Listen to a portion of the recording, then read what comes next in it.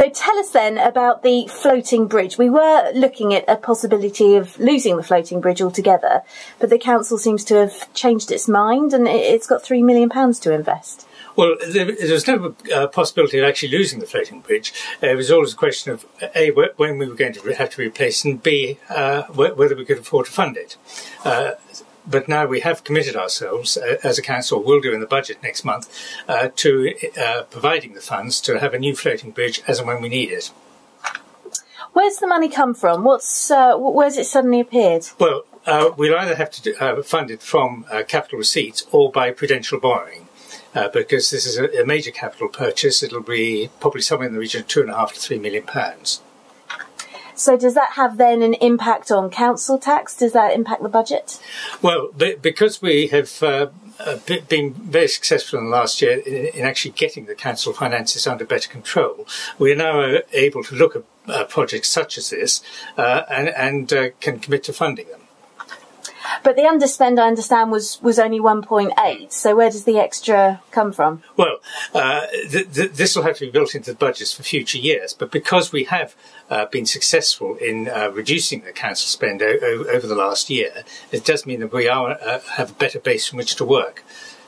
So, I mean, in terms of if you're looking at some kind of borrowing deal, then there's scope in that to pay a sort of bi-monthly fee as opposed to in total? Yes, if it has to be done by prudential borrowing, then that'll have to be over a 25-year period. But we recognise that the floating bridge is a very important link between Cowes and East Cowes, and that it has got to be replaced. We cannot countenance not having it. How does the rest of the island react to that, do you think? It's quite an East Cowes specific thing, and whether the rest of the island might prefer that money to be spent on keeping public toilets open, for example?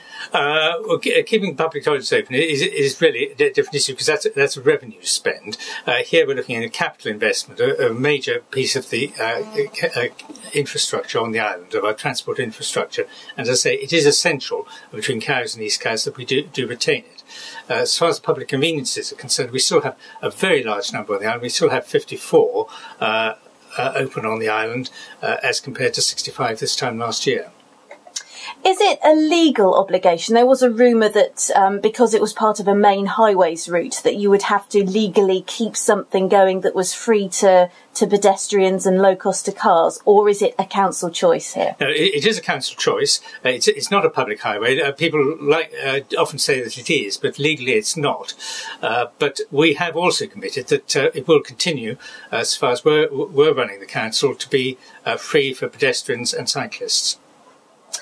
So in terms of, the commitment to pedestrians and cyclists, can we stop worrying about the fact that, we're suddenly going to see a private company come in and start charging us? Can we stop worrying about the fact that school children are going to have to pay to get over to Cowes High? Is that now off the record, off the cards? Well, one can never say never in politics, but it is our policy that there will be no charges for pedestrians or cyclists. And, I mean, tell me about the next stage of the deal and whereabouts are you in terms of getting it going and what's the next step? Well, we actually have to get it approved by the Council at the budget meeting at the end of February. Thereafter, we would look to go out to tender during the course of the next financial year under what we would call a design and build contract, so that the tenderers would have to come up with their own solutions as to how they would construct the ferry, what they would think it would be, and obviously we would be looking for innovation, low carbon footprint, low use of fuel, that sort of thing. And I mean, just very finally, do the staff know what's their reaction to it all? Well, we're only just announcing it now, but I would hope that the staff will be pleased that we are committing to a new floating bridge, so that they will know the future of the floating bridge is secure. Fantastic.